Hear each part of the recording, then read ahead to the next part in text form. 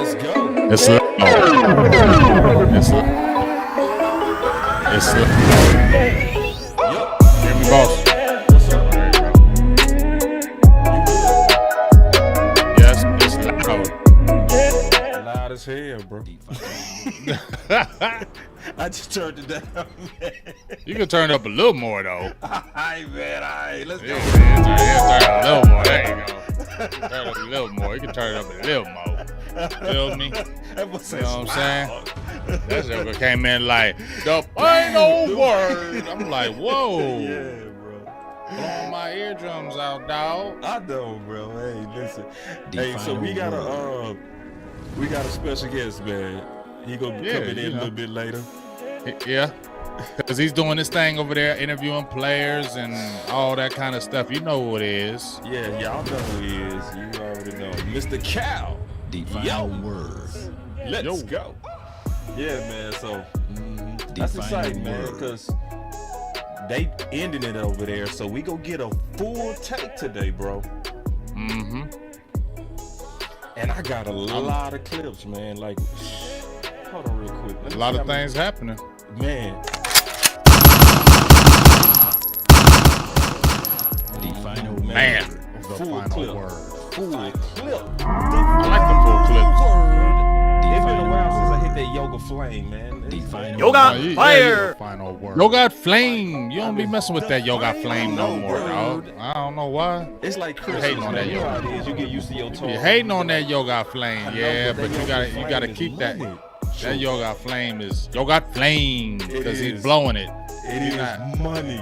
It is Because when he money. hits you with that yoga flame, you on fire, dog. Yoga fire. Word. Yoga Flame. Yeah. You feel me? Oh yeah. It's different when that flame hits different. And that's how Yoga digs was flame. today, man. What got into digs? I mean, he got, I don't know, tired of the talk. You know what I mean? Tired of all that noise. Shut up. Your cars. Hey, if you see, get this bag, you gotta back up the bag. You gotta back up the bag. Everybody that was saying he ain't worth that bag, they was like, wait. Everybody like, hold up. Like, he was playing like his receiverish ways. Oh man. So nah, man, like nah. It's looking good though, man. I'm real excited. So y'all already know your boy Big, The final word. your boy Boss. We go carry this thing. And I sent Law The a final backdoor link, so we might get Law today. We might get low. Just never know. You just never know, man. Shouts out to my brother Law, man, and prayers up. Yeah, for shout out for sure. him. Yeah, man, prayers up for Law. Should we also tell him right now, bro? What's that? The final word. Let's go ahead and The tell him. final word. So we got Cal this week. word. We also got final coming word. next week his The counterpart, final word. The final word. Miss Haley Sutton. Yeah. Final word. I mean, we went out there and got the trilogy. You feel me? Got out there and got the trilogy out there, dog. You feel me? You know what I'm saying? bringing on the whole crew. You know what I'm saying? We got the whole trilogy out here. Yeah. I've been wanting The to talk to final Haley. word. I've been wanting to talk to Haley. So shouts out to them, man. They showing us a lot of love. I really appreciate it. Oh, I love it. You know what I'm saying? Because they the three up and comers. They are holding it down for the ladies for the Dallas Cowboys, man. Yeah, they are. Very good job. I think they have single-handedly got rid of stereotyping. Yes. It ain't Yes. completely gone, but it's way better now. They have equal the playing field in 1 Yes. year. Yeah. Because they come with that knowledge, dog. It ain't no joke. Yep. The final me? word. Yep.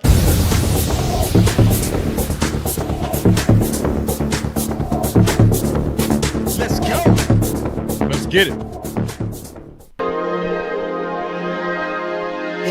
Yeah, I just wanna run it up. Can we check or something? I've been really in the field, let up. Yeah, Really in the field. I've been really in the field, let her rush, I love the feel. Lately, I just wanna run it up. Don't need no deals, I make the deal. Have to take it to a meal. Lately, I just wanna run it up. Yeah, kinda check or something. Lately, I just wanna run it up. too, count it up. Lately I just wanna run it up. Need them ones, I need them fives, need them tens, I need that change. To the safe, got blues inside. Greens and pinks, it's all the same. I still save and roll my change. Take some losses when I play, charge it to the game. I'm with L, yeah, I'm with T Black, I'm with Reverend now. I'm with Bay, yeah, I'm with Jay, yeah, I'm with Chuck and now. Still the same, not switching sides, now it's about loyalty. You switch sides off for the bag, and that's worth more to me. I mix Nike with designer, I experiment. You just rock what's on the shelf, and I'm not feeling it. Search for the one, but baby girl, it's nothing real as this. Can't trust a soul, I keep a hammer, call it too legit. I've been really in the field, love the rush, I love the feel. Lately, I just wanna run it up. Yeah, man, that never get old, bro. It can't get old. I mean, I've been waiting for it to get old. I've been waiting, like, it ain't I think got I've been old. waiting for, like, but when they hit that part, I'm like, all right. I sing it every time. Yeah. Every time I sing it. Not one time. Even if I've been in a funny mood, whatever, I'll be singing it on the low. That song, that's a perfect song, dog. Oh man, it is. So once again, we want to remind y'all, man. So obviously Cal is coming in a little bit later. He's wrapping up some interviews. And they working hard for the community. Like Cal has already done today about 4 shows. Right. and he gonna finish it out with us, man. So that's just dope. Really appreciate him because man, we got a lot of questions. Also, bro, let's go ahead and kind of start with while we holding it down, waiting on him to come on in. That sound like the OC. That sound like the OC. When I hear a car door, watch it be the OC. When I hear a car door, watch this. I like that. I like Bingo. that. I like that. See, OC be known when I'm on here on the solo dolo. OC like, you know what? I got to jump in there with Big Game. I just feel it. I just feel it in my heart, in my soul. Yeah, man, we be needing y'all, bro. It be funny with somebody missing. OC, let me go ahead and build you in the show. But go ahead, man. How you doing, big dog? I'm doing good, man. Thank y'all for holding it down. Y'all are all doing tremendous work, man. I salute all that, the interviews, the shows, the updates. You guys are killing the game, man. So first of all, salute to y'all. Big Game. Always an honor. Boss, my numero uno, man. Holding it down, doing great things. And, special shout out and special love and prayers, man, to my guy, Law Nation, man. Going through some stuff with the fam. But, man, we love him, man, and got you in our thoughts and prayers, man, and we'll hold it down, man, until you get back. So, yeah, we gonna hold it down for you, bro. And we sent Law a back door, so Law might come in. Shoot, you know how it go. He might come in with that horn. Yeah, that's how we gonna know. He might come in with that horn. Yeah, bro. Yeah, that's gonna make my day if Law come up in here, bro. I'm gonna like, see. Because it's a different magic when we all together. It really is, bro. Come on, let's keep it real. It's a different. Yeah. All right, so let's get kind of. Cause listen, y'all, this has really pissed off some people, bro. Really tough. And hard in the streets. Hard in the streets, bro. Literally, my boy Jay Tuck was like, man, I talked to he was pissed. So let's kick it off always with you, big man. So what's your thoughts on this, bro? I mean, you know what? Y'all gotta expect this, man. It's the Dallas Cowboys, dog. It's the lightning rod. I understand where Tuck is coming from in an instance. I do. Trust me. I understand where he's coming from.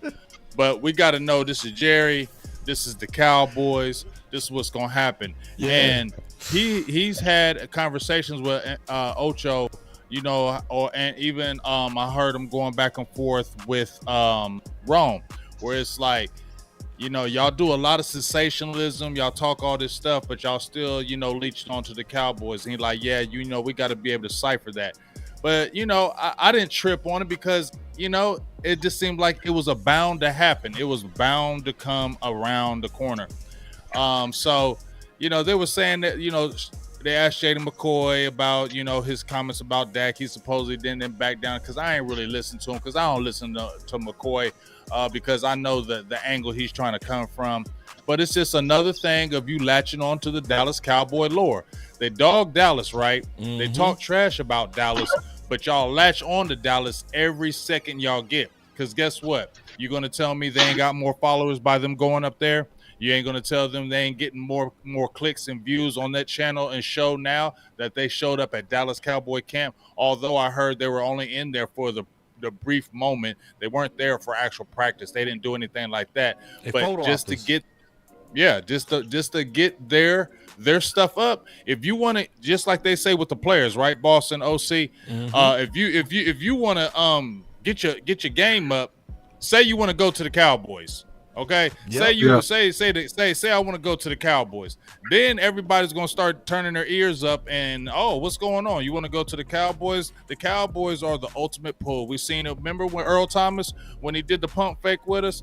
You know what I mean? There's been tons of players and people have done the pump fake and used the Dallas Cowboys. And I think this is just another instance where people are using the Cowboys fame and name to get their things up. And that's just my opinion. You ain't for the people. You're for your numbers. Yeah, man, big facts, man. I've said this for years that talking about the Dallas Cowboys, whether it's good, bad, or indifferent, or talking about the players, it's just really good for business. It's great for business. It is. And so that's what Sean McCoy has done here, man. That's what everybody does. And here's the other caveat. Jerry Jones and Stephen Jones don't mind. They don't mind if you talk about them for business, because whatever attention and media highlights they can get is great for marketing and for brands. So at the end of the day, this is business. You know, listen, Shady, no offense, man, he was a great football player in his prime, but he's a Cowboys hater. He's just a Cowboys hater, and it's almost like he's a bittered wife that got divorced for a younger, better-looking woman. You know, that's what he is. He's like a bitter ex-wife, and he's kind of a hater, man. But hey, for his business, for his brand, whatever he's doing, he's gonna use the Cowboys platform and get as much as he can out of it. And so that part, man, it is what it is. And it's smart. It's smart what those networks do, where they go get an antagonist that played for Philly. That's gonna give you a natural hate for the Cowboys, you know, and it's gonna come across. It's gonna come across. So because they market into the hater crowd. But I did want to say something real quick though. Chuck raised a hell of a point that I wanted to bring to the public. We was talking in private. It is on principle, because me and Tuck talked about this on principle. It is kind of, it hurt to know that they walked out there and got privileged media passes and they are there not to watch the practice, not to observe, but to photo op, leave, and continue to disrespect. Right. And they get the privileged media passes. Blogging and the Boys didn't get it. Law Nation, he does 4 or 5 million views a month. Law does more for Cowboy Nation than they do, and can't get a high level media clearance. Like that is a hell of a point. I want to kind of talk about that. Let's go back around the circle, Big. It's on you.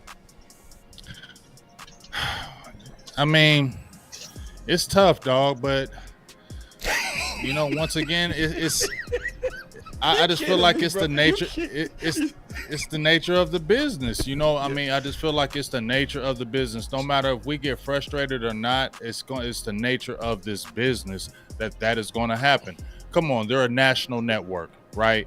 They're a lightning rod. And guess what? Just like OC said, whether it's good publicity or if it's negative publicity, Jerry has even said this. He said this himself. I don't care if it's negative publicity, because guess what? You're still talking about Cowboys. And that's what he ultimately wants. And that's why I don't feel like they shy away from it, because guess what? The Cowboys in the news, the team is getting seen. They're getting more views, more numbers. You're talking about the Cowboys. This helps the marketing. It does everything to help the Cowboys as well. So I just feel like they're not going to take that away. And at the end of the day, it does suck that happened.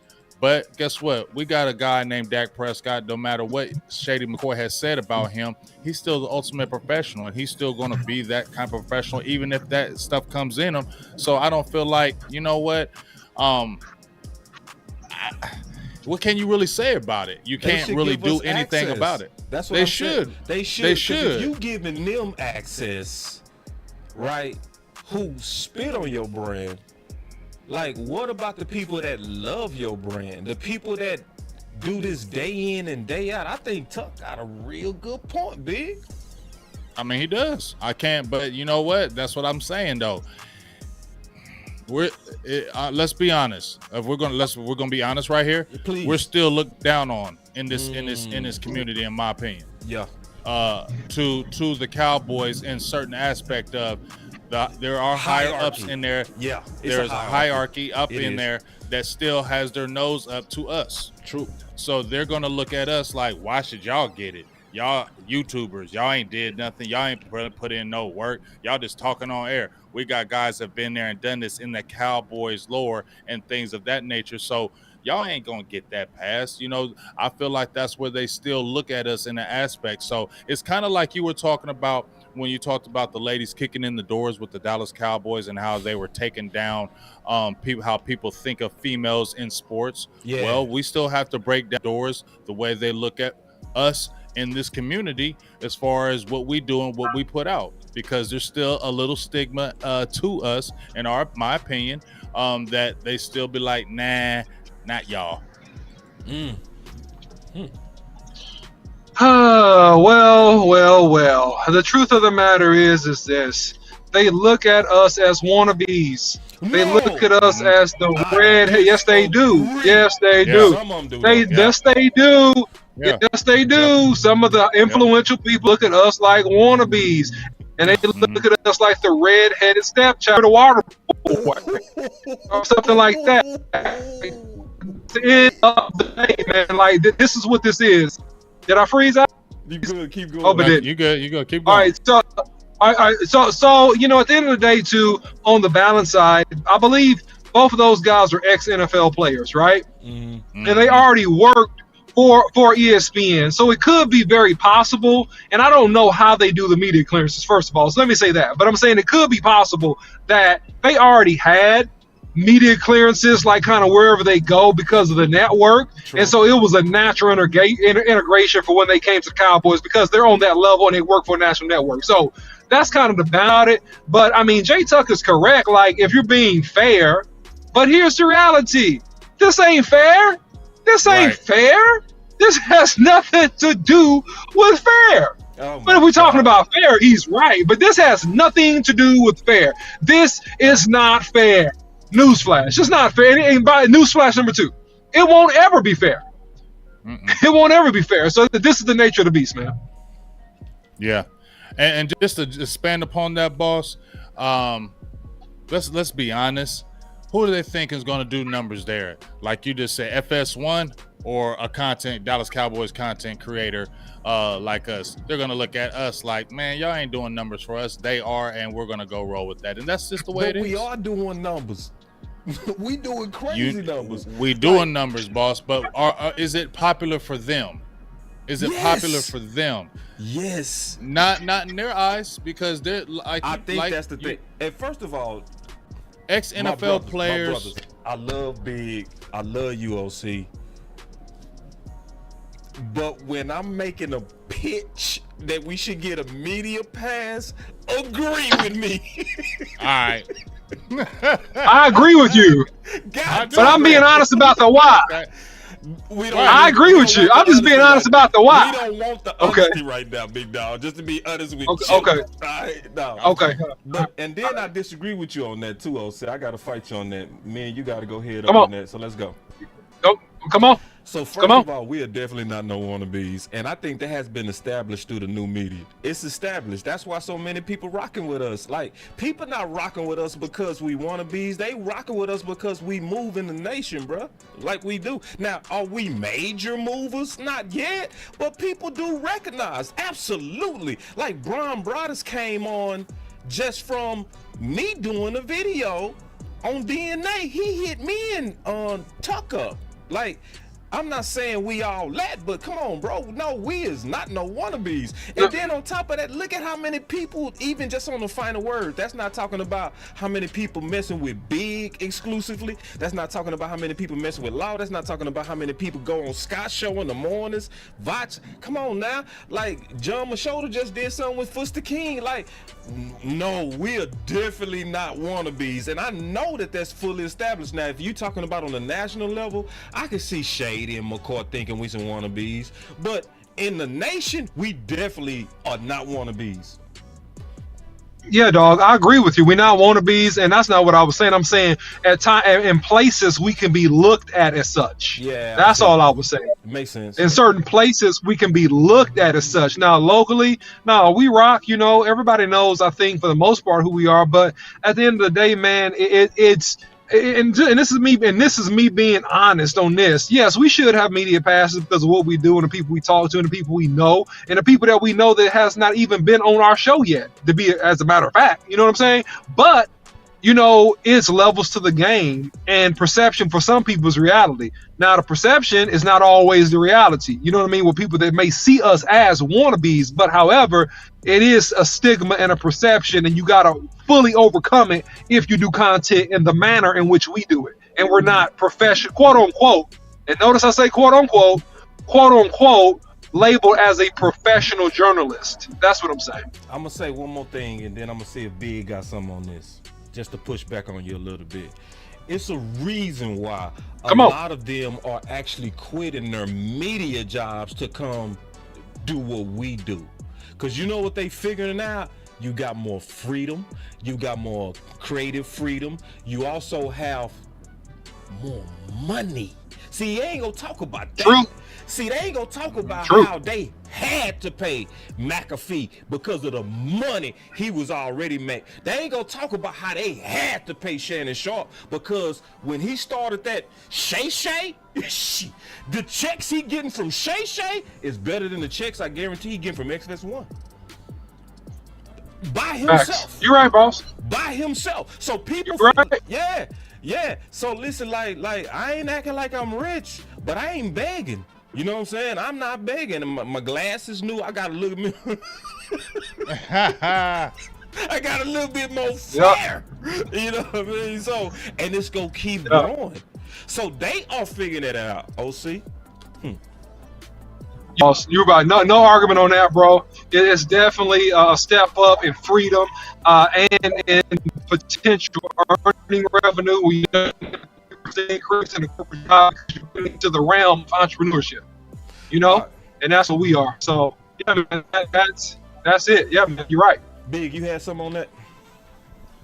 Well, I mean, you know, I agree with you, boss, but I'm gonna just say that. You know, I went to media school. I'll jump out there. I went to media school. So, you know, we talked about that, you know, and one of the reasons why, because I wanted to have that media background, because when I wanted to do this type of thing, they couldn't come at me and say, oh, you ain't got nothing. Yeah, I do. I got something on my background, and I wanted to have this. I felt like that would be a label against us. So also, and I'm going to just keep it real. You know, I try to keep it real as possible, y'all. Some people are fearful for jobs. Some people up top up there are fearful of what we bring to the table. And we bring a type of thing that they don't bring. And when you do that, people get fearful. People get nervous. People worry about jobs. And sometimes those things don't open up for you as easily because they know that you are a threat. And just like you said, before there was a label, y'all just YouTubers, but next thing you know, people got YouTube channels. People are all popping up YouTube and you know, making shows every other day and talking Cowboys and getting money. So they see, like you said, boss, that the freedom of being able to say what you want. And even when we've had guests, people say, hey, I love coming on your show because, you know, I can talk. I can just talk how I want to. And a lot of them like that. But once again, we come with that raw energy, dog. We bring what the people want. You feel me? Totally. And yes, we should definitely be able to kick in those doors. But sometimes those doors don't want to be open. But what we're doing right now is continue to apply pressure on our end by bringing in the top dogs that you said in the media front from the Dallas Cowboys, the players, the insiders. So, it's a slow process, but I think it definitely will happen. But it's just a slow process because let's look at it, boss. When I first went to training camp in 2018, I believe, they wasn't even thinking about us then. So let's look at the progress. Yes. They was not thinking of us at all. Where you see with Tuck and Law and those guys, they weren't letting us do that before. They weren't recognizing us like that. Wasn't none of us out there like that. So I've been in the process, so I can say I think it is going to happen because I seen the process from the beginning where they didn't even recognize us, and now look at it. So I believe it's just a step-by-step process, and eventually we are going to kick it in. Yeah. Well said, big dog. And Well said, big. Okay. I thought you was gone. Dwayne Brown, something happening with my chats is not pulling all the way in, so I'm gonna read your super chat. He said, "Hail to the Kings! Our Cowboys content creators keep rocking." I love it. Thank you, Dwayne. And then Smoke 14. Smoke be killing that Twitter. Smoke one for you, dog. Man, that boy be killing Twitter, man. God dog. No, you always be saying Smoke 14 is Smoke one for you. Always Smoke one for you, my bad. Yeah, dog. You Hold on see, real quick, I did that same mistake. I had to hit that on myself. Oh, You feel me? Don't worry about it, because I did it the first time, and then I looked at it again. I said, Smoke no, one for ya. That's Smoke one for ya. All right, my bad. My boy say, boss and the rest of the last word. It's the final word, but it's all good. I did that before. He said, boss and the rest of the final word. Hope you all have a good season because the defense is real. It is. Yeah. He said, and that's real. all. He said, teams need to be afraid. Oh yeah, they definitely afraid. Definitely afraid. All right, so here we go. They ain't afraid with that Simi Fehoko picture up on the board. Like, I'm gonna leave him alone. But see, man, I'ma leave him. I was finna change the topic, but you kind of got me thinking when you start talking about intimidating. Yeah. So, because I noticed something. See, when we start talking too free, listen, hear me out. Hold on, let me put the camera on me. See, when we start talking too free and we have guests, you know what the guests always say? Y'all crazy. You know what I'm saying? You know They get quiet. They get quiet. They make it clear. That's y'all. That's not me. Right. They like to. They know when to what's the word? Differentiate. Yeah. Yes. Differentiate. Yeah. Yeah. Yes. Oh, y'all crazy. Oh, you fun. Yeah, you want to. That was a great joke y'all just did. I'll be like, you don't think I peeped you on that, dog? Oh, y'all so funny. Y'all hilarious. Oh, so you ain't in it, huh? You ain't in it. Oh, you can't talk free like me, huh? Right. They know it. All right, man, let's get back to football.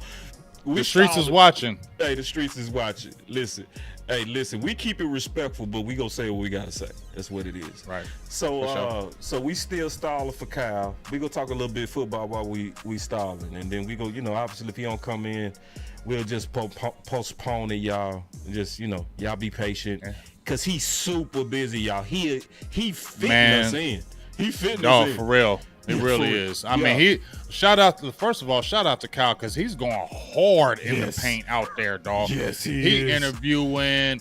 I mean, I don't know how he getting sleep, bro. I'm gonna keep it real, because he's posting his MVPs. He's interviewing. He's doing the Cowboys daily talk. I mean, that takes a lot of work. We already know, right? We know how tiring it is to just do one show, right?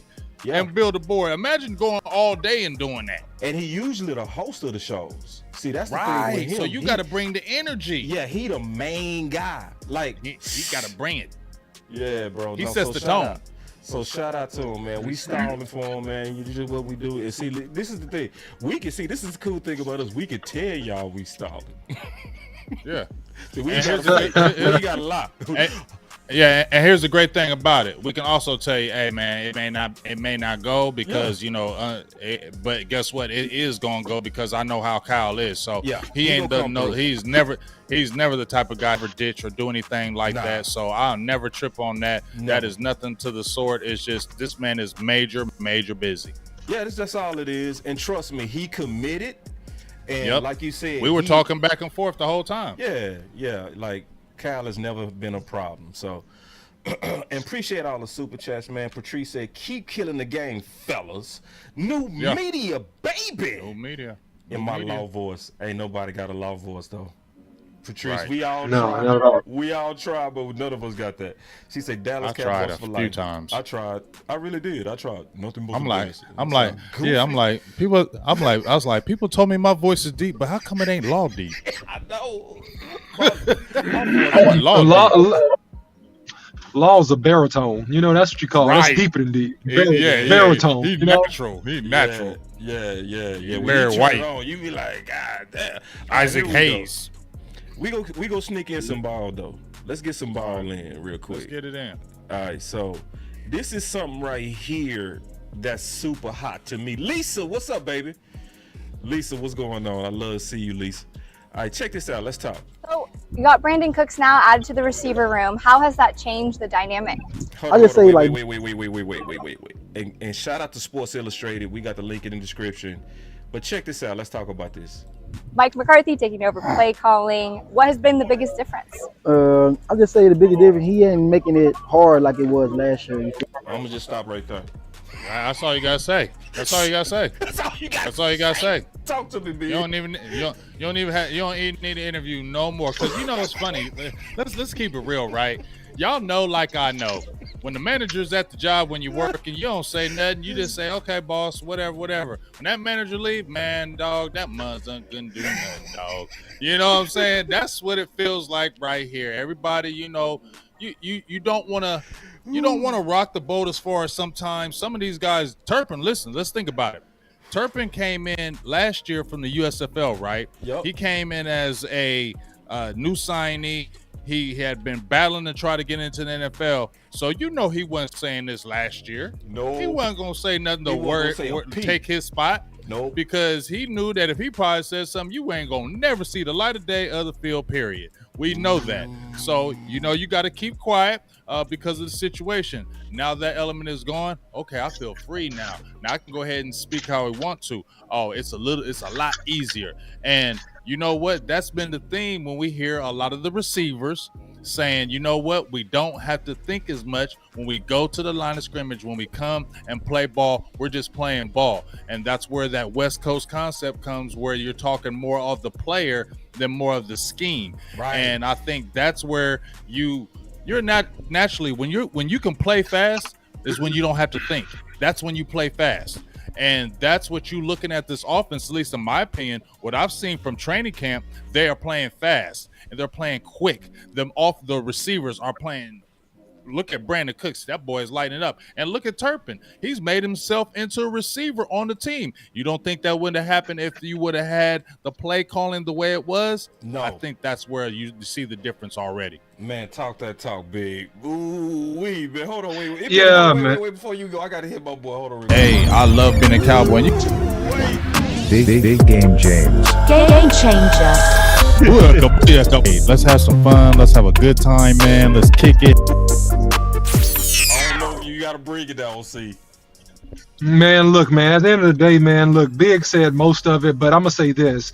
When you can just play fast and be free, then you go get the best out of NFL caliber dudes. And no offense to any NFL dude, it's a lot of brilliant guys in the NFL, but man, the less you got to think on that football field and the more you can be instinctive and know your responsibility and go, the better you're going to do, because that highlights your athleticism. That highlights really what got you to the NFL, which in some combination, it is speed, it's athleticism, and it's physicality. And so that's what Mike McCarthy is doing. He's basically letting football players be football players, not in a stigmatized way as if football players can't think, but he's letting you in this area of life, when you're on the football field, be free, be physical, be fast, be a football player. And so that's what it takes, man, for us to be successful. And I think that at the end of the day, man, it's going to pay off dividends because physically speaking, this team is going to be better than a lot of teams we play.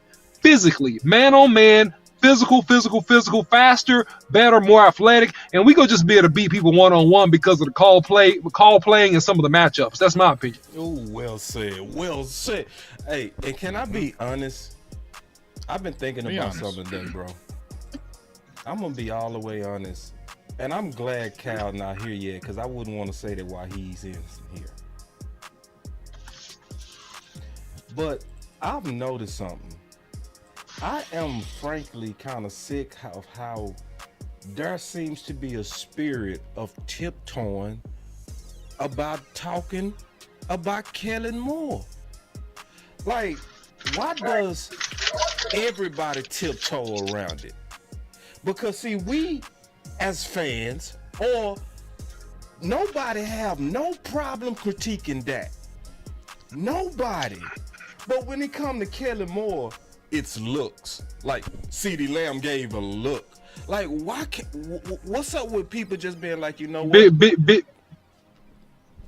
Because, boss, it's business. Think about it. He went and got the offensive coordinator job immediately. Probably had it before he got fired for the San Diego Chargers. He is a golden child, as several people in this league like, quiet as it's kept. And the Cowboys loved him. The Cowboys loved him so much, they fired a couple Mike McCarthy's right-hand men because they had to let him go just to get back at Mike McCarthy. So everybody's cognizant of football and their longevity in the league, and that this guy might end up being my offensive coordinator somewhere else. If I get traded, he might end up being a head coach somewhere where I get traded and I'm trying to get paid. So I need to be wise and watch him out. And, it ain't even no, hear me out. Media, it's media. It's media too. But listen, they know the date.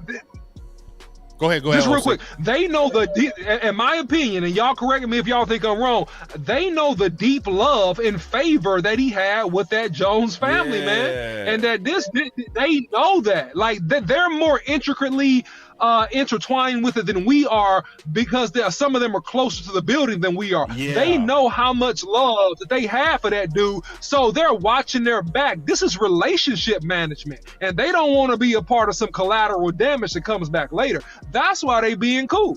That's why. That's the benefit of us, though, because see, we ain't worried about that stuff. We ain't got to worry about who the Jones is like and all that, so we can be flat-footed and just say, man, call a spade a spade. You know what I mean? Just call a spade a spade. And let me say something too. This don't mean that he's not smart. This don't mean that he's not going to be good. You know?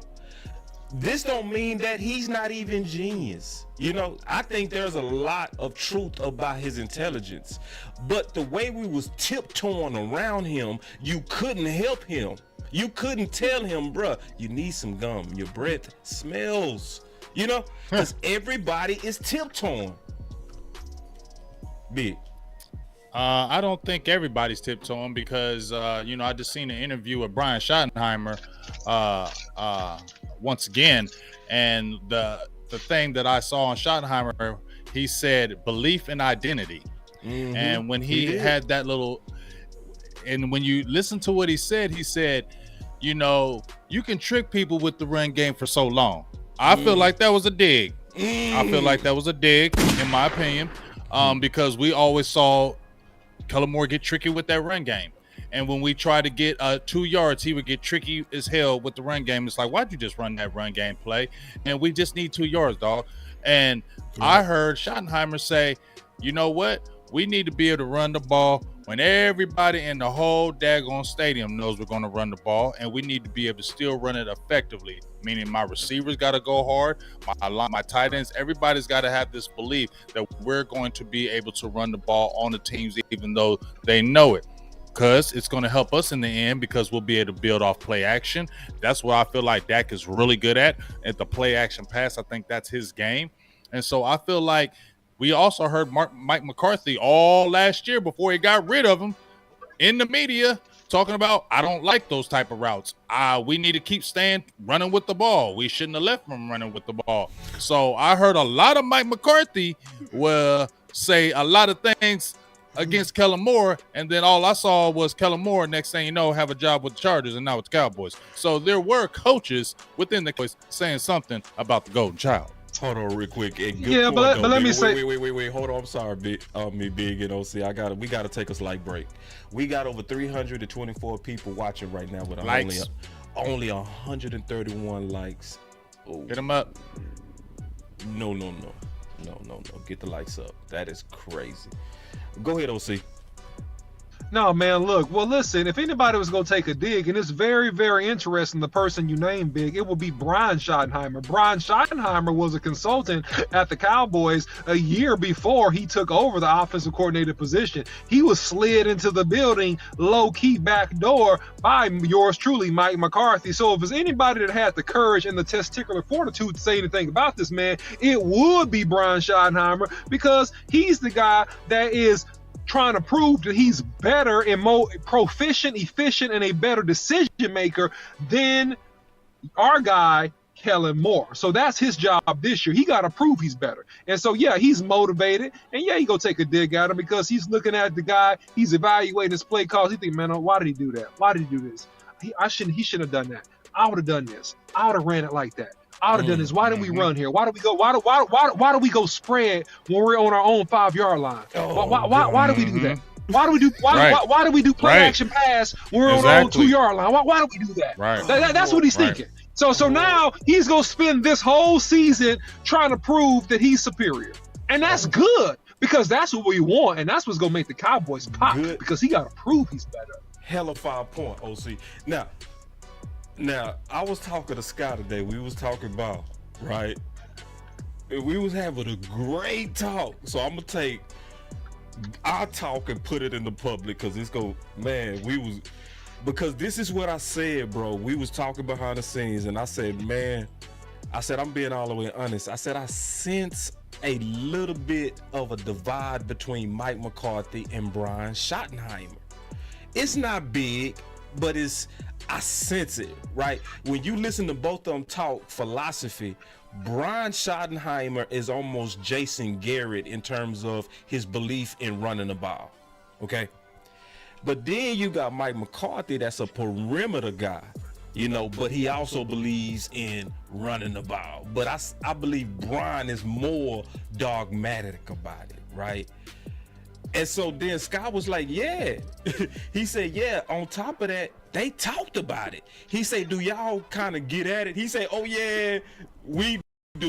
But Scott was like, this is where you don't need to be worried. And it was a good point. He said, because they worked together before. Right. And I was like, yeah, that's a very good point. And then this is the other part that we discussed. I thought it was just a good talk. Finally, we have the org aligned right. You know what I mean? To where at first Kellen Moore was bossing Mike McCarthy. But this time, Brian Schottenheimer is going to be basically just advising Mike. He's not leading Mike. So I was like, yeah, that's it, yeah. So what's y'all thoughts on that, man? Just as we kind of getting ready, for the season. We got us a super chat. He say, boss, you guys keep speaking the truth and the great content. Love it. How about them Cowboys? Appreciate you, Ernest. What's your thoughts on that, Big? I mean, I'm going to look at it like this. Kellen Moore, this was his first OC job. Yeah. Okay. Kellen Moore wasn't an offensive coordinator anywhere else. He didn't raise up to the ranks. He didn't coach another offense, was an offensive coordinator for another team.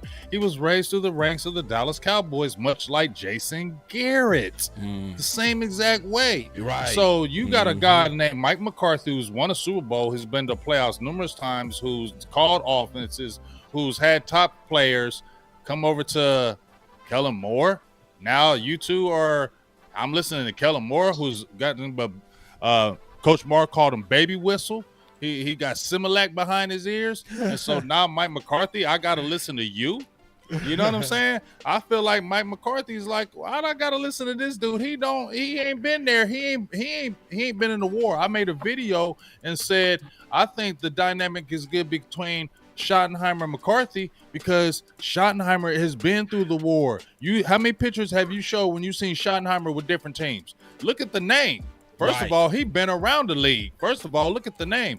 And he's been there and done that with numerous squads, been successful. So don't you think, in my opinion, you're going to have a better dynamic with a McCarthy and a Schottenheimer? And yeah, I don't mind them going back and forth because like you said, they know each other. Yeah. Kellen Moore and Mike McCarthy going against each other, y'all don't know each other so that's going to cause friction. That causes feelings. That causes divide. And then you start saying, oh, I'm going to go over on my section and do it my way, and I'm going to be over this way. And guess what? Who suffers? The team. That's why I believe the team is not going to suffer because even though those guys might get into it, they have a genuine, I feel like, one mind, one thought of we still had the ultimate thing is we want to win these games and we want this team and these players to be successful. And when you have that, it's better unison for the team. The team feeds off that. Team sees divide, and if your offensive coordinator and coach are not on the same page, the players see it, and guess what? It hurts the team, and I think it has hurt the team in inopportune moments.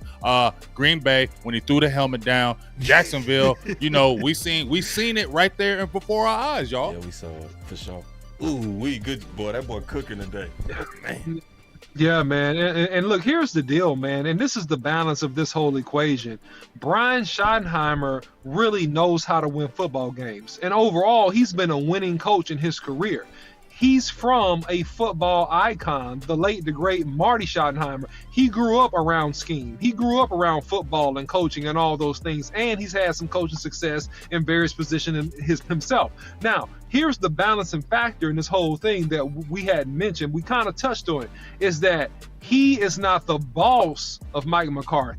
He is giving feedback. Yes. He's implementing his portion of the offense, and that Mike McCarthy is the ultimate decision maker. So regardless of how much he wants to run the ball or how much Mike McCarthy wants to go vertical, it has to be a symbiotic relationship in the sense that we have to figure out how to blend our ideals to have the most explosive and game responsible offense, because we're by all looks of this, we're going to have a great defense. Yo. We're going to have a top 5, maybe top 3 defense, right? We're going to have a great defense. So what we got to do, we got to go out here and be smart, attack when we need to attack, burn clock when we need to burn clock, close the game out when we need to close the game out, etc., so on and so forth. So we just got to be really just solid. We don't have to be great because we got some good offensive pieces. We got some dudes that can tote it. We got some dudes that can catch it. We got a quarterback who can throw it, and we're going to have a solid offensive line. So we just almost got to go out here and just be effective and be practical and not screw off games. That's what we got to do.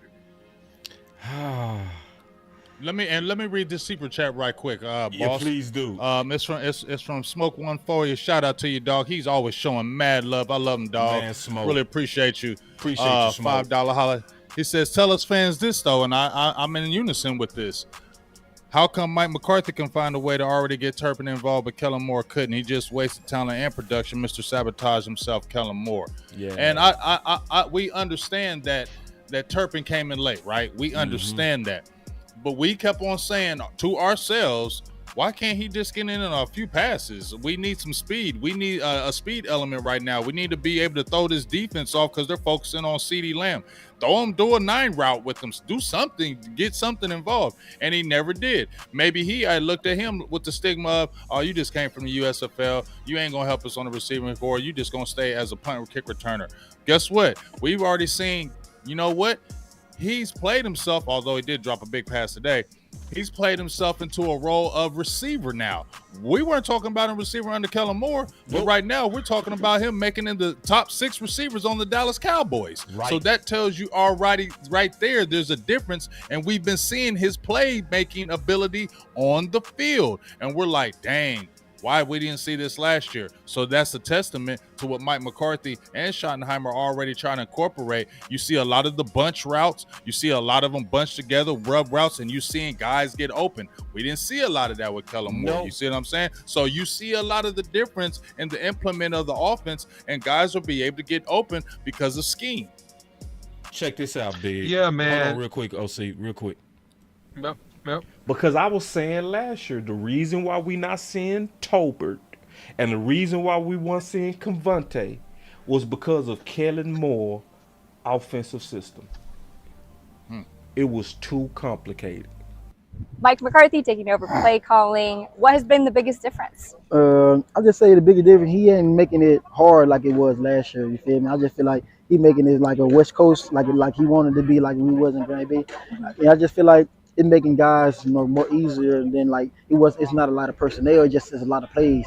So I just feel like he making it way more easier, and guys don't got. Like, I think that hearing Dak friendly, and we've heard that word before, but we didn't see that, right? Like, we've heard people use those words saying that this offense is going to be Dak friendly, but I don't think that we've seen it to this capacity. And Isaiah Stanback said something the other day on I think Talking Cowboys about the West Coast system, and he said there's only 9 routes in the West Coast system. Now, granted, you can add wrinkles. I'm sure different coaches do everything, but the foundation is 9 routes.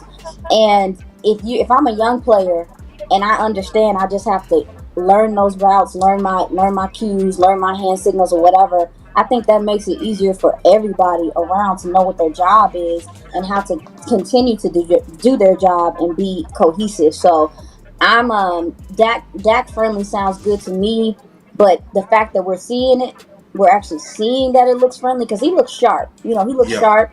That to me is encouraging, because we've heard, like I said, we've heard it before and it didn't look that friendly.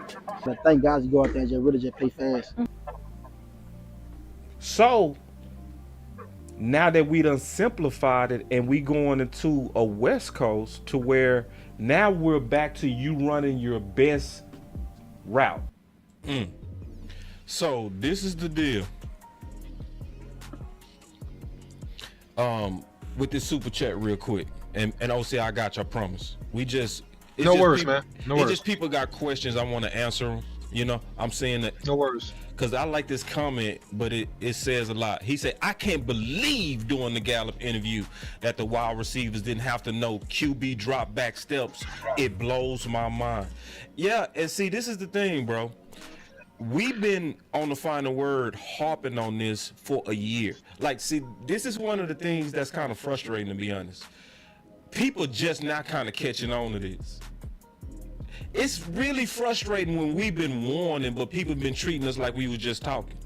You know what I mean? Mm-hmm. Like, people been treating Big like he just complaining. They've been treating the OC like, oh, just shut up. Shut up, OC. Whatever. You're a conspiracy theory. No. He was, listen to Mike McCarthy. Listen. A football education from you when it comes to a point of discussion. And this week it's the option route based upon the Packer game.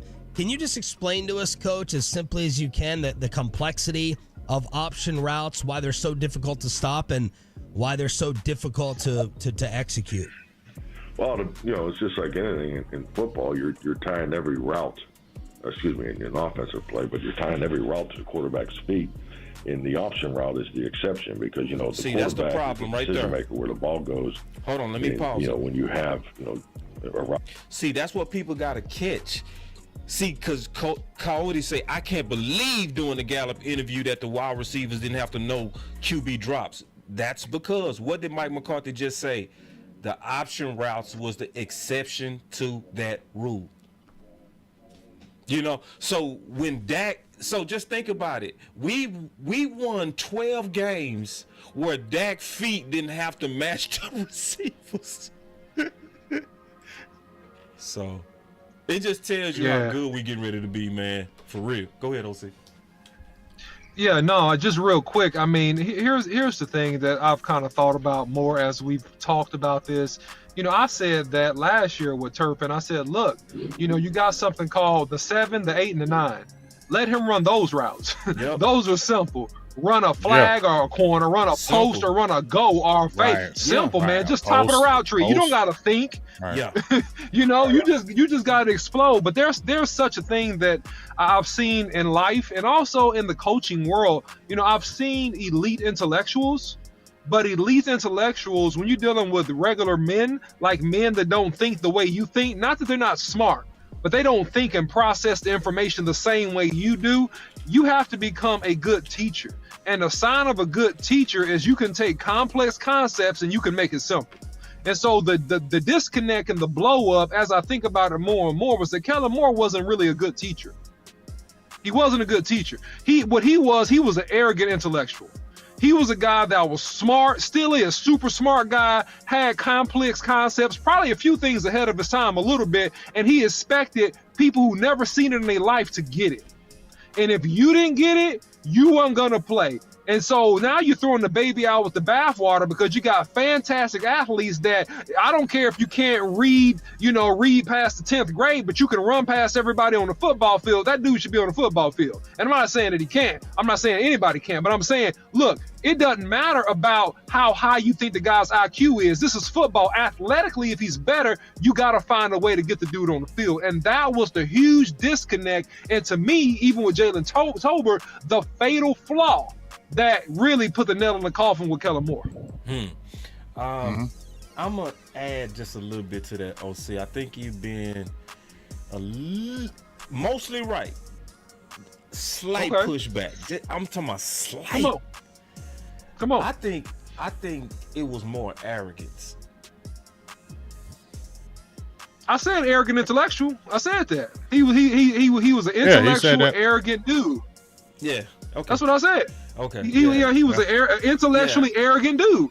Like, you don't get it. You don't get my stuff. This is brilliant. Almost like in love with my ideal so much that it's so brilliant. You don't see how brilliant this is. You don't get my brilliant ideal. You buffoon. You sitting on the sideline. Forget you. Like frustrated because you didn't get the greatness of his ideal. You didn't get the grandeur of his ideal. You know what I'm saying? It's people like that. No, seriously, it's people like that. Like, you don't see how great this is. You know, so screw you, man. Forget you, man. So that's what happened. That's crazy. Yeah, that's what happened. Yeah, but also bouncing off what OC is saying, that when you feel like you're brilliant and then you got other people telling you you're brilliant within the organization, you feel like you got to listen to anybody else. That's where the arrogance comes as well. Because not only do I feel like my concepts are great, my owner is telling me my concepts are great. True.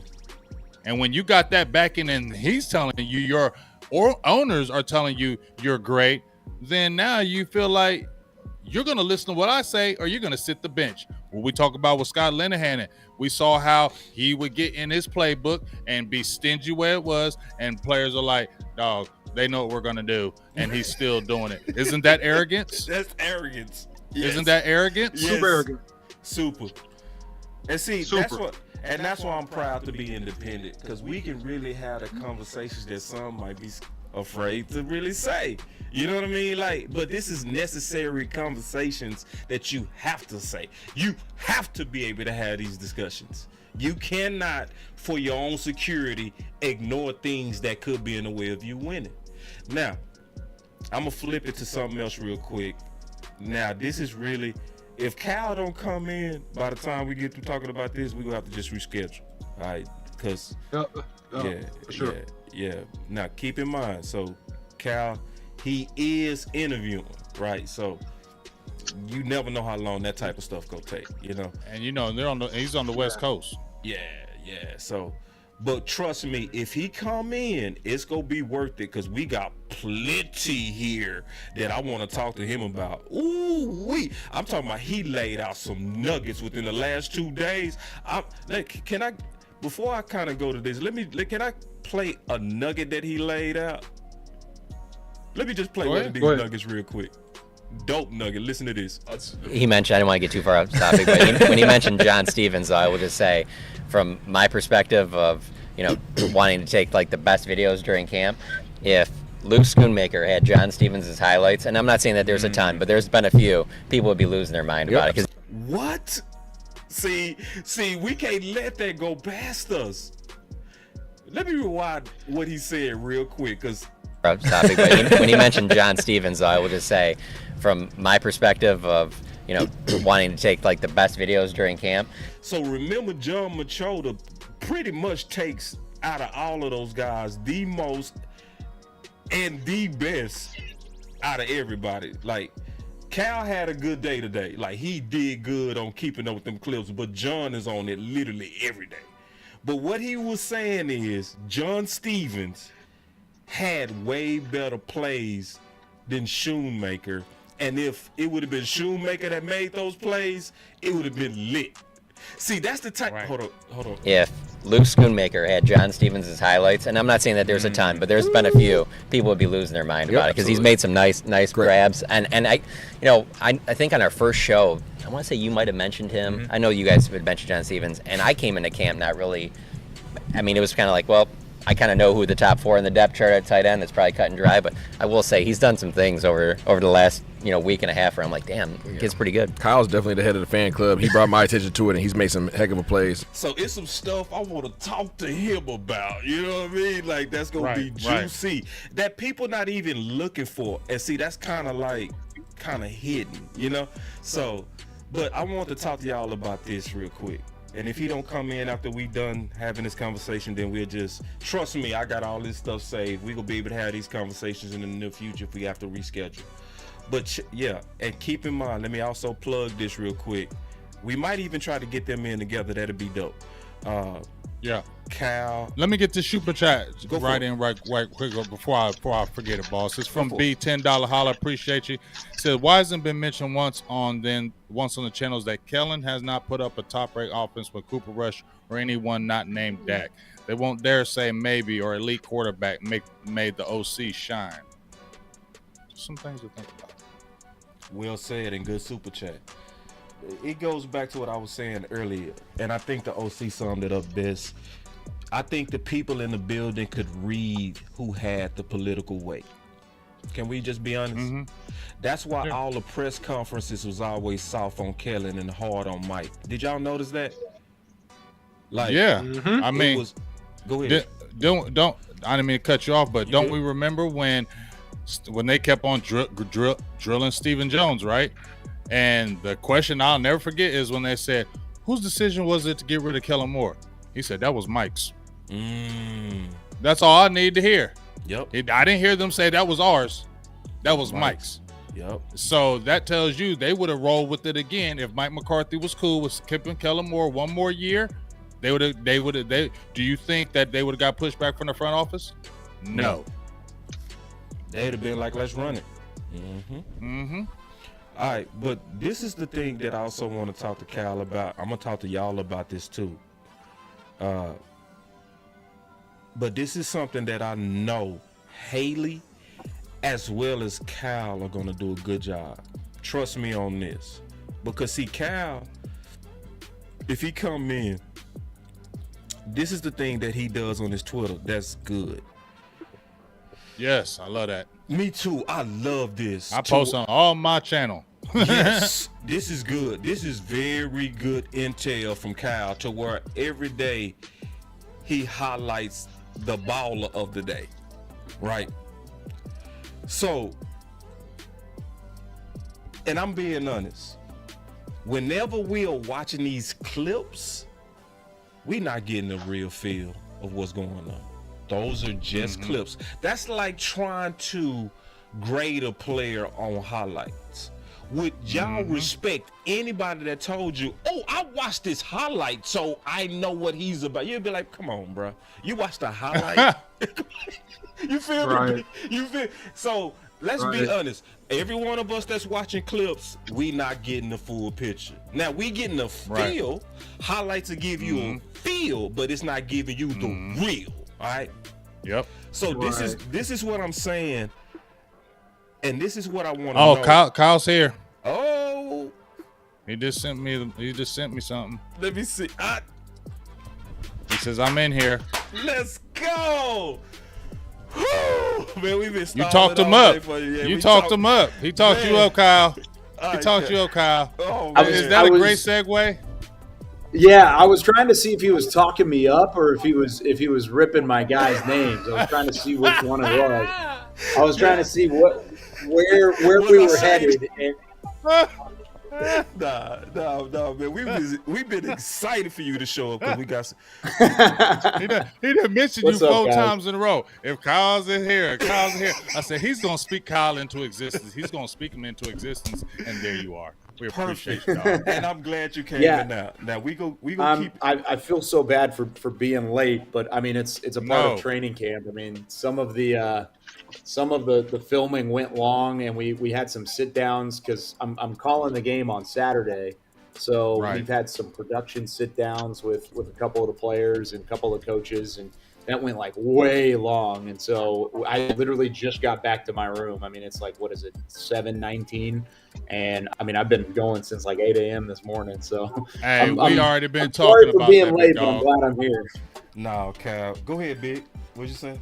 No, I was just saying we had already talked about that, how you've been putting in work. We appreciate you like no other in the Cowboys community. The work you're putting in, the interviewing, the talking. I mean, I don't know how you're doing it, dog. I don't know how you're making it and how you're doing it, but we definitely appreciate you. And you know, we were just talking about your MVPs, your daily MVPs, and how that's been, you know, it's been really helping us. We were talking about the highlights, but to get the gist of it, you really putting those camp MVPs out there. What kind of, I just want to ask you the question, what motivated you to kind of do that? Because it's very good. And did it just come out of nowhere? Or is this something that you've been thinking about doing for a while? Yeah, honestly, it came out of nowhere. I'm not even gonna lie to you. I was sitting in the tent because when we get done with practice, there's like a media tent off on the tennis courts at Oxnard for the fans out there that have never been out there. And usually, whenever we get over there, it's like, okay, let's open the laptop, send out a couple tweets. Usually, mine are the camp notes where I've kind of put bullet points on where certain players impressed or didn't impress. Just like honestly, it's not even just to put out. It's just the notes that I take for myself, and so I put it into type, and then I put it out there for everybody else to enjoy. Because I mean, what good are my notes if I can't share them with Cowboys Nation too? So that's always been a thing of mine. I've done that since my first training camp that I worked back in 2020, and then kind of worked into that. But I was typing it up. I think it was like day 4 or 5, one of the two, practice 4 or 5, where I was like, wow, maybe I should just give out an MVP, like an MV practicer, most valuable practicer. And so I started it, and I backtracked a little bit. I think I was 5 days in, so I went back to the beginning, and I looked at my notes, and I was like, oh yeah, Jalen Tolbert was the first guy. Okay, Dak had a great day on day 4 or whatever it ended up being. And so I backtracked it. I want to get to day 10 and have all the first 10 on one tweet. Yeah. And then I'm going to start doing it one at a time. And it actually is, like you said, it's blown up into, yeah, there you go. There's the look at it right there. But it's blown up into something that I didn't even really anticipate to blow up into. I just kind of did it for fun one day. Now people are looking at it, and they're getting a good look at it. And as long as the fans enjoy it, I'll keep doing it. And I'm actually going to try and do it up a little bit bigger once we get back from Dallas. I've got a little project working on it to maybe do it a little better. I don't know. I may give you guys the exclusive. We'll see how we go over the next 10 minutes or so on We want the exclusive. You up front. We want Hell it. yeah, we definitely want the exclusiveness. exclusive. But here we go, Cal. This is the reason I was saying what I was saying in terms of us trying to grade clips. What I was saying is we don't see the full view like you, right? Yeah. So what I want to ask you from somebody who's been out there every day and it has a list like this that goes from offense, defense. I always said we got 2 kings. Okay. Mike McCarthy and Dan Quinn. If you're a fan of Game of Thrones, you know. Oh yeah. All right. So, so I always said we had 2 kings. People are not really talking about the competition between them two.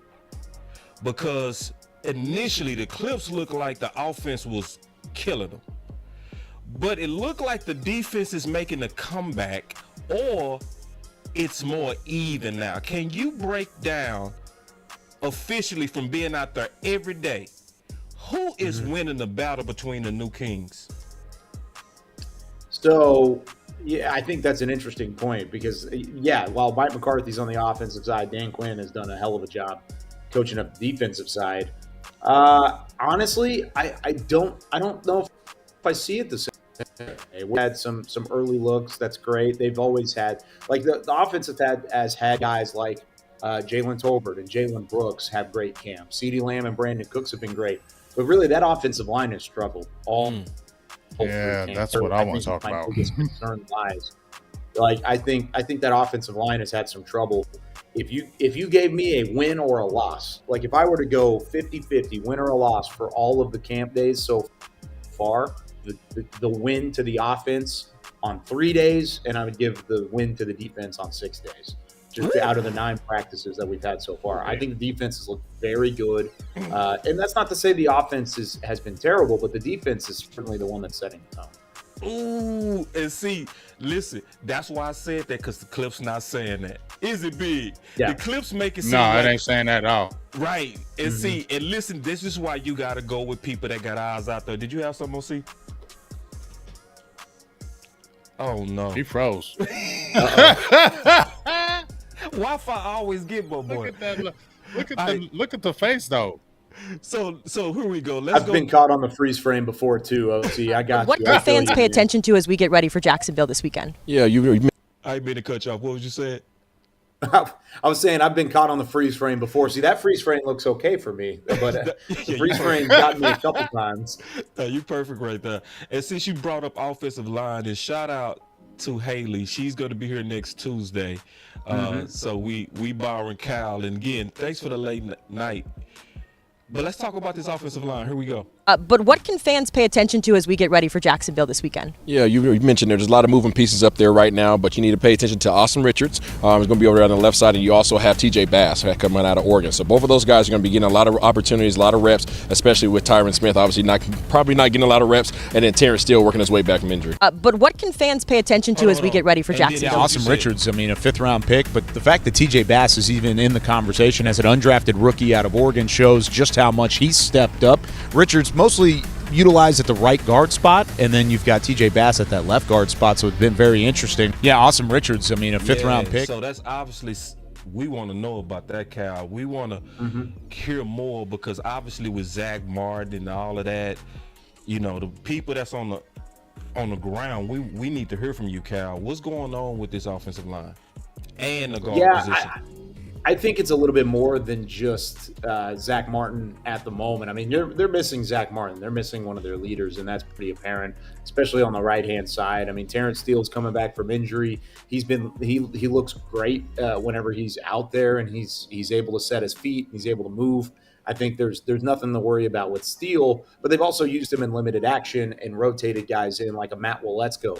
You expected Matt Waletzko. You expected Josh Ball to take that step, and I don't know if I can say confidently that they've done that. I don't think Waletzko or Ball has really shown anything that makes you confident in the depth of this offensive line, and they were really counting on this front office, and this coaching staff has really been counting on both of those guys taking a step forward this offseason. So I think that's a little discouraging, at least from the offensive line standpoint. The encouraging side is that the aforementioned players there, both Richards and TJ Bass, have done a great job as rookies that have come into the fold and looked good initially. I really like what I've seen from TJ Bass. I think Brock Hoffman's had a good camp so far. Richards has been showing some guard tackle flex at times as well. So really the 3 of those guys have stepped up and have done a nice job, but it has not been easy because this defensive front is nasty. And I put an emphasis on nasty because that defensive front is going to be scary. So it's not like they're going up against a pillow fight. They're not going up against an easy level of competition. They're going up against one of the best defensive fronts in football, and I have no problem saying that they may be a top 5 or even better defensive front in football, and they're really showing it right now in practice. And just real quick, just a quick follow-up. No, Big, did you have something real quick?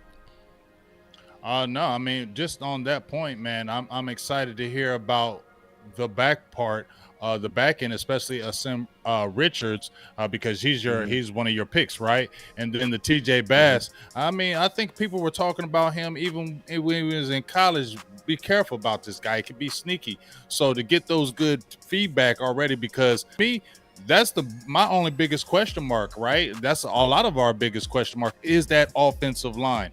But the good thing about it is, right, what Kyle's been saying is this defense is so nasty. Hopefully you're getting fire put on you every single day. This is going to make you better, right? You're not going against an average defensive line. You're not going against something that, you feel like you can dominate. So the good thing about this is you're getting this fire, and this can only make you better. But it is very concerning that we've been talking about, especially Matt Waletzko. Not to me so much Josh Ball, but we've been talking about Matt Waletzko, and the team has been talking about Matt Waletzko, and he's been kind of like, in my opinion, like the golden kid. We've been waiting for this guy to take the next level, and he's still doing the same things. That's my concerning thing because they had high hopes for him a year ago. Yeah, I think that's really the biggest thing for me is you want those guys to step up, because if they don't, your depth is severely in question, and that's where I'm at right now. I'm looking at the depth and I'm saying, okay, this is getting a little bit scarce for me just early on of not being able to see those young guys develop. But they've found some odd places, or they found some help in odd places, like a Terrence Steele. I mean, look at Terrence Steele as an undrafted free agent during the 2020 season. The fact that they picked him up and now he's your unquestioned starter at right tackle. And Terrence Steele didn't look good in his early years either. And so the fact that he kind of took the reins and he's now very much so comfortable in that position, it shows that this team knows how to draft and knows how to find offensive linemen. And I think you're seeing some of those same early flashes from a guy like Bass and a guy like Hoffman and possibly Awesome Richards as well. I think all three of those guys have a chance to do some damage. Cal, Aisha, she was on the show last week. She raised an excellent point, and maybe you might be able to help me out on this. She said maybe the offensive line might not be as bad because it's just a wave of so many defensive linemen with exponential talent. Can you expound on that to where maybe it can be going into Jacksonville that the superior defense is not going to be what they're going to face? I just want to get your thoughts on that. Yeah, I think Aisha brings up a great point, because it's a double-edged sword. You're looking at this offensive line and saying, man, they can't slow down anybody. But you're also saying, wow, this is exciting because our defense can't be stopped by anybody. This is great. So you don't have any of that gauge. At least the last couple of years, you've looked at Los Angeles in 2021. The Rams came to town. You got to see Connor Williams get into it with Aaron Donald and hold his own and said, okay, maybe these guys are ready to go up against good competition. Last year, it was Denver and it was Los Angeles and the Chargers. I think last year there were 3 different joint practices. You don't have that this year. So there's a lot of excitement, at least from my standpoint, to see this team, to see the defensive front, to see the offensive line, especially in the preseason games. Because if they face Jacksonville, who has a nice front seven as well, should they want to play everybody that's up there on the front seven, or at least rotate guys in, I think you'll see a good test for this offensive line there as well. And then you turn to Seattle in week 2, and maybe you're able to build some confidence going into that week as well. So yeah, it's a double-edged sword, because every time there's a sack on the field, it's either, wow, Micah Parsons or Sam Williams or DeMarcus Lawrence have been great, but oh my gosh, Chuma Edoga can't block anything. And that's not necessarily the case. I mean, you're going up against 3 guys that know how to get home and have had success getting home. It's just whether or not that can carry over, or maybe this defense just is really that good. Here we go. I want to play this clip. Did you have something big? No, go ahead with it. He mentioned, I didn't want to get too far off the topic, but when he mentioned John Stevens, I will just say, from my perspective of, wanting to take like the best videos during camp, if Luke Schoonmaker had John Stevens' highlights, and I'm not saying that there's a ton, but there's been a few, people would be losing their mind about it, because he's made some nice grabs. And I think on our first show, I want to say you might have mentioned him. I know you guys had mentioned John Stevens, and I came into camp not really. I mean, it was kind of like, well, I kind of know who the top 4 in the depth chart at tight end. That's probably cut and dry, but I will say he's done some things over the last week and a half where I'm like, damn, kid's pretty good. Kyle's definitely the head of the fan club. He brought my attention to it, and he's made some heck of a plays. Talked to Linda Wells yesterday, and he kind of looked at me and goes, I told you about John Stevens. He's been on it too, and he told me about the nickname Stretch for John Stevens, and that's kind of what the tight end group has been calling him. He gave me a little nugget yesterday. He goes, I got another new nickname for you, Bull, and it's Princeton Fant as the tight end. He's a bully up there. He's short, he's stocky, but he's strong physical up there, and he's very, very physical. Yep. Yeah. So everybody obviously interested in Schoon, right, with him starting to come back. But that really sparked me, because as I was saying before, we don't see what y'all see, and John go get us the best. He go get us the CeeDee Lambs, he go get us the Dak throw, he go get us the LVE interceptions, but it's the second and third team guys that y'all seeing. Like, are you sensing some bland potential in those tight ends? Yeah, I could see a couple of those guys sticking out. Now it's a crowded room. I mean, Lunda in that same conversation said he would like to take 4 or 5 tight ends at some point along the way. And the fact that they've carried 4 guys before, but 5 feels like it would be a stretch. Yeah, you've got 2 guys automatically: Jake Ferguson and Luke Schoonmaker as draft picks. They're going to make the team. They're going to be around. But then after that, you have Peyton Hendershot, who you think is a lock to make it. And then you've got John Stevens, Sean McEwen, Seth Green, and Princeton Fant as those other guys that can step up. So, man, I kid you not, I was warned about John Stevens. I liked what I saw on tape. He's a big-bodied guy. He's a converted receiver.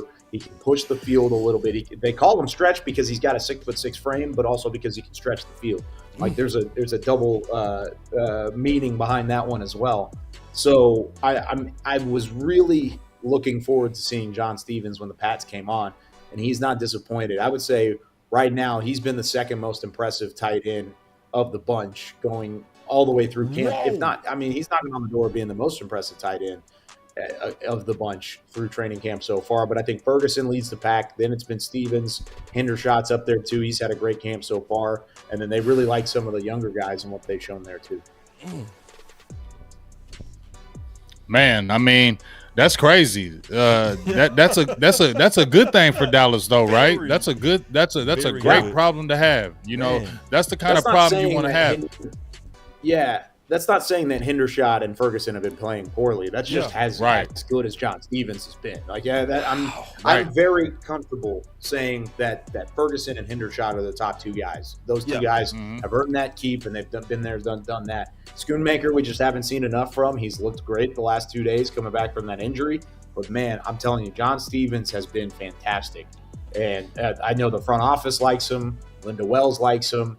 I believe Mike McCarthy is going to try and find a way to get him involved and use that big body in the West Coast offense. There's a lot of things to like in that young tight end room. Real quick, also.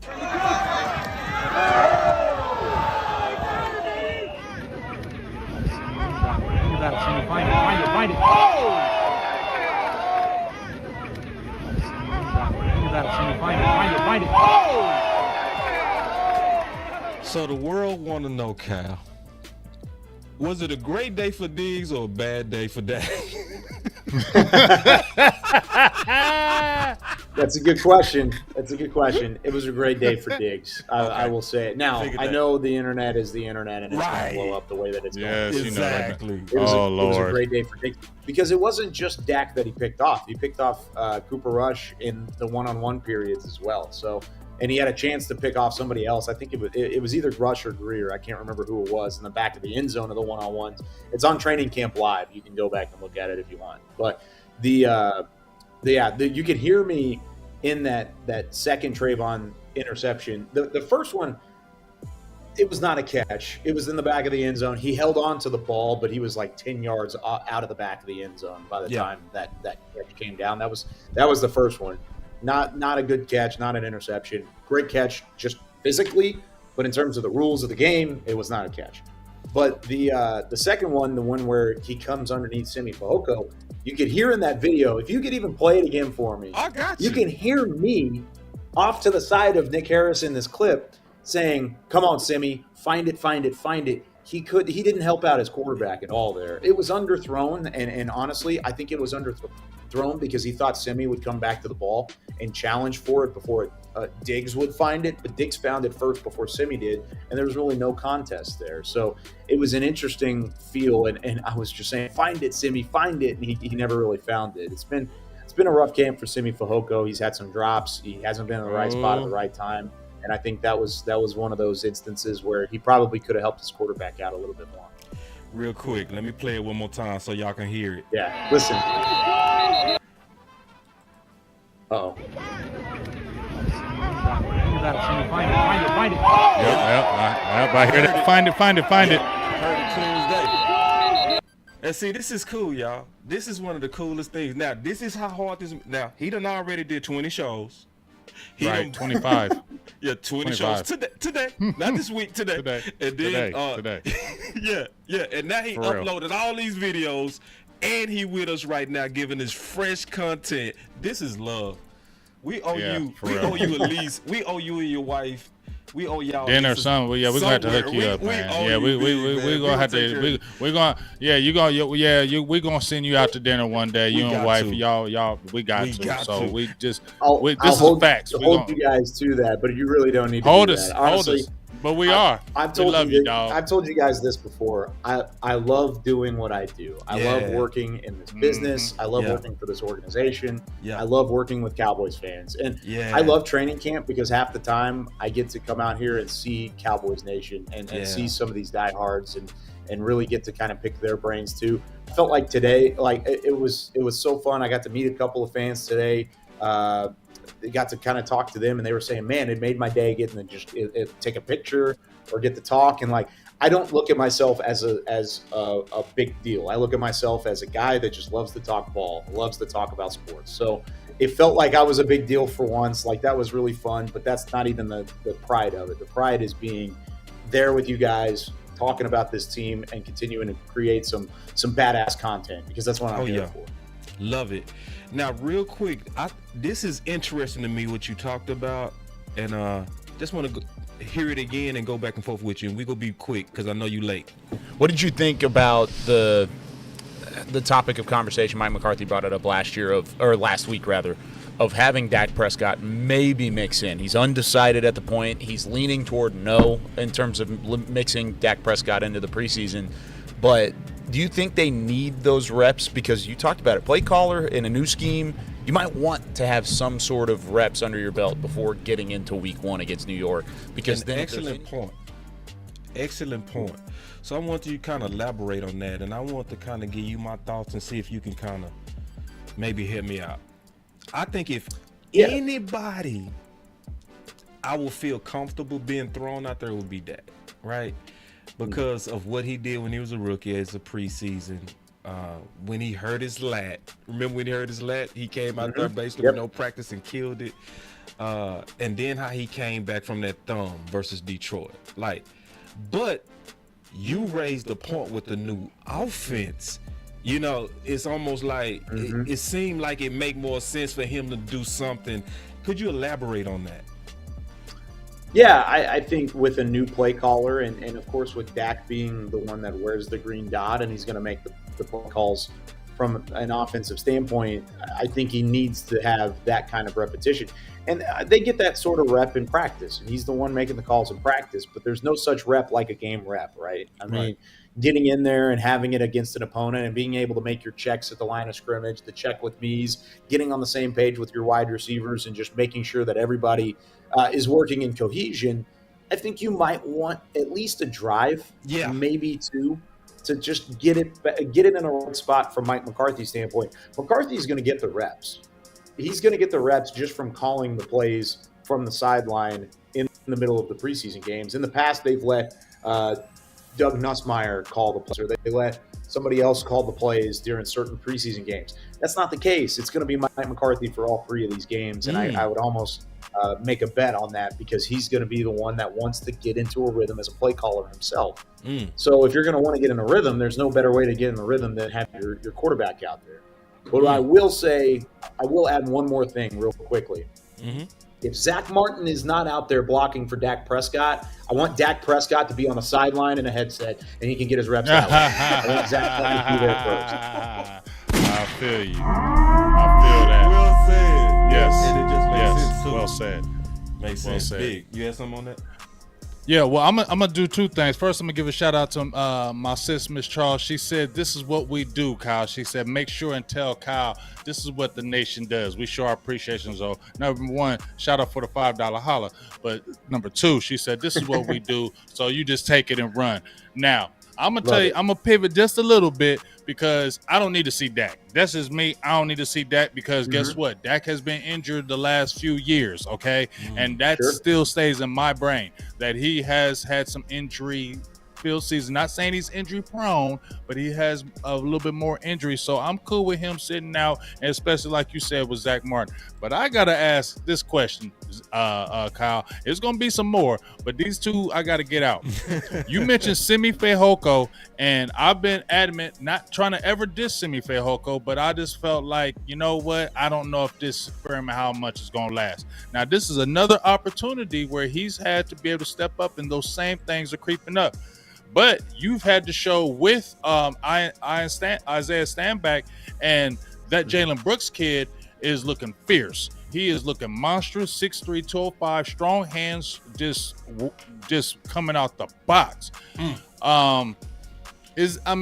Does Simi have to have, much like I'm gonna say Kelvin Joseph, does both of these guys have to have amazing preseasons to be on this roster, because you got these other guys breathing down their neck? And how long are we going to go with this experiment because they're draft picks? Good question. I think you're spot on in the question, and even just asking it, because if you think about it, teams normally carry 6 wide receivers, right? Maybe 7 wide receivers, depending on how you want to view certain players, and I'll explain what I mean about that here. But you got 3 guys that are locks, right? CD, Gallup, Cooks. There's your first 3 guys right off the jump. There's 3. 4th guy is going to be Jalen Tolbert. Tolbert's had a great camp. He was a top 100 pick. They're not going to part ways with the top 100 pick just 1 year into his career. They're going to let that play out, especially whenever he's looked as good as he has at training camp. Then you've got 2 other positions. If you're taking 6 wide receivers, you got 2 spots there. Kavontae Turpin is your return man. So there's 1. Yep. Then you've got 8 different guys fighting for 1 position. You've got 13 receivers on the roster right now, and you've got 1 spot to give to those 13 guys. So if you're going to give to those 13 guys, right now Jalen Brooks has been the better of the 2. Between Simi Fehoko and Jalen Brooks, Brooks has been the better of the 2, and he's flashed more as a 7th-round pick than Simi at any point in his career has flashed as a 5th-round pick.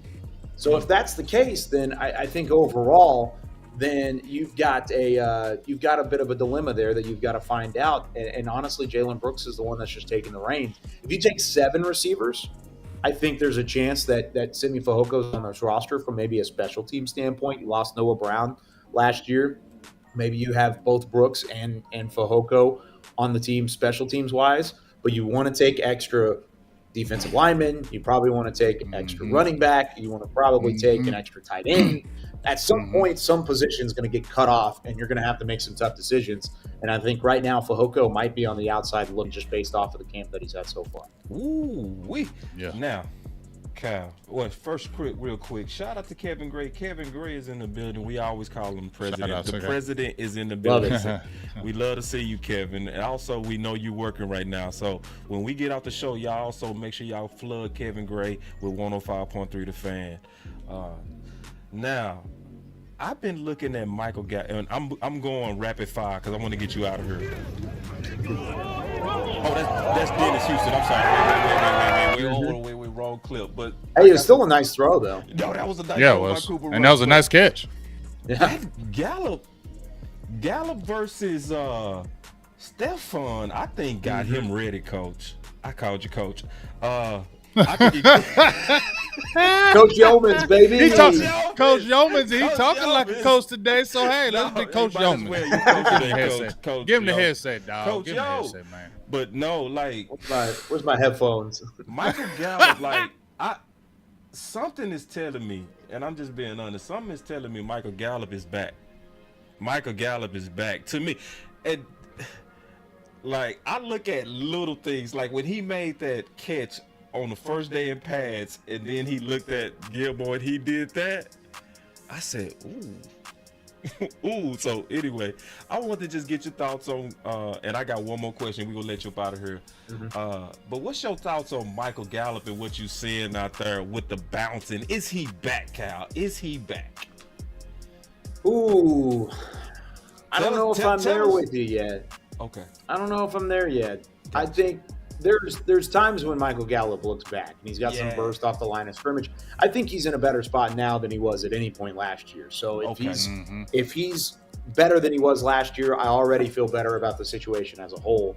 But to give him the expectation of him being Michael Gallup of 2018 or Michael Gallup of 2019, I think I'm a little reluctant to just put that pressure on him.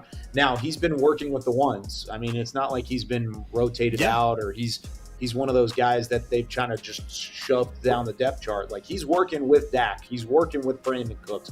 That's Dennis Houston making a nice grab. But I think for the most part, the way that they've utilized Gallup has been with the first team. So if that's the case, then let's keep on rolling. Here's Gallup right there. Got it. There you go. Yeah, left him in the dust. And if that's the case, if you can see more of that, then I think you will see more of the Gallup of 2018 or 2019. But I'm a little bit reluctant to do that because there's been times, like we talked about, or like you guys mentioned right at the beginning of the show, some of the stuff that you see in the clips, it doesn't tell the whole story of what's happening in practice. Yeah, and there's times when Gallup isn't making the grab, or he isn't able to get to a ball that at least looks catchable from our vantage point. So still a long way to go. I want to see him in game action before I really put the pressure back on him. All right, and so I'm gonna put two questions together so I can get you out of here. The last time you was here, we talked about running back 2. And we talked about a legitimate concern about the power back, right? And you talked about, which was really kind of low-key breaking, when you said, I know the Cowboys was interested in a power back, specifically the back from Texas and other backs. Are you feeling better about running back 2 and power back situations since you've been out there watching them go against a great D? What's your gut? Because we was one way before training camp. What is your gut now?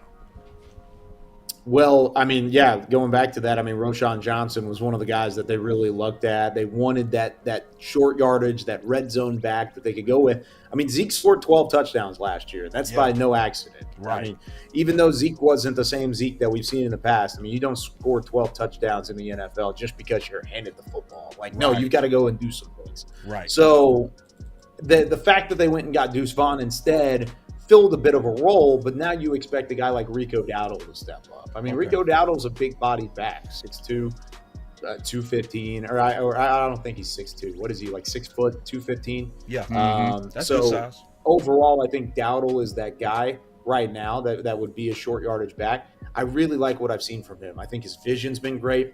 His cut ability is fantastic. He looks healthy. He looks like he's confident in his running. Boss.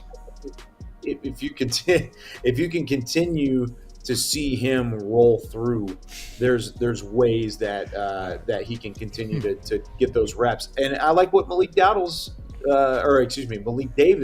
has done too behind Dowdle. Both of those guys have been sharing that number 2 role right now. I think it's 2A, 2B, but we got to wait until the preseason games because then you're really going to see what Deuce Vaughn can do. You're going to see if Ronald Jones can maybe fill that role. But right now, I think it's Dowdle and Davis leading the way, and then we'll see what happens come Saturday. All right, so we go get into the final word. So I know you had a long day. Thank you. So my final word, thank you. No, real talk. First of all, Big and I knew you was showing up. We knew it. And it's because it's obvious you love talking football, 1, but then number 2, you so consistent. When you make your promises, we know it. Like, we know. We've been dealing with you long enough. We said, yeah, he's interviewing. When he finishes, he gonna show up because you always do. I'm coming. So we know that. And I want to say first, thank you greatly for just giving what you give, and mostly because you don't change. You have been the same person, whether I saw you 3 years ago, 4 years ago, humble North Texas guy that knew he wanted to do what he doing now. You know, when I first met you, we had that discussion about people jealous and all that kind of stuff because you rising. But it was one of those things that it's just obviously that you love what you do. So I just wanted to say thank you greatly for being not just a good insider, a good journalist, a damn good day play-by-play guy. You great at that, man. But just a good person. So I just really, really, really appreciate you and just extending your graces and arms to the community, to where we get to hear from people that got these privileged, beautiful spots, but come down and just talk ball with us. So, man, that's my final word. Thank you greatly. Man, I really do appreciate you guys. Big final words. Okay. Well, my final word is this. I mean, boss said everything, so I'm not going to repeat all that. I've just voiced all the same sentiments that he was so eloquently said all that. So I'm just going to bounce off of that. Now, my final word is this. I'm ready for some football, y'all. Yes, I'm sir. ready for. You feel me? I don't care about nothing else. Yeah. Sound the alarm. I'm ready for football. It seems like forever, and I don't know about y'all. This feels like a season now. We say it every year, right? Let's keep it real. Yeah. This could be the season. Yeah. But honestly, Kyle and Boss, this could be the season. I mean, we really feel good about this defense. Well, I loved it. Yep, Kool-Aid, all that on defense for sure. Kool-Aid all on defense. But I just feel like, it's one mind, one thought. And I'm just excited to see what's going on. And I think the biggest thing I want to see, like you've been talking about, Kyle, is that offensive line. Yeah. If that offensive line, and please, Zach Martin, y'all figure this out. Figure that out. Dallas Cowboys and Zach Martin, y'all figure it out. Because I feel like the offense will start off slow because the defense is so daggone advanced. But I really feel like that offense is going to come along turn mid-season. Toward the end of the season is when you're really going to see that effectiveness. And once again, health is going to be the key for us because we haven't really talked about it. Brandon Cooks has looked nice, boy. Yes, he has. My God, Brandon Cooks coming off that line of scrimmage, y'all. Have y'all been seeing that? Oh. That's what we've been missing. When we talked about Michael Gallup, that speed element is there with him. Oh my God. And I'm excited to see with him with CeeDee Lamb, them two together. And Michael Gallup don't gotta be that right now. Because you got the Brandon Cooks and then the Jalen Tolbert stepping up and Jalen Brooks. I feel good. Y'all know I've been trumpeting this defense, but I'm getting more and more excited. Please, offensive line, continue to grow. Guys, step up, because if that offensive line takes its game to the next level, we're going to feel damn good about this team toward the end of the season. That's my final word. Man, that's a damn good I feel you, man.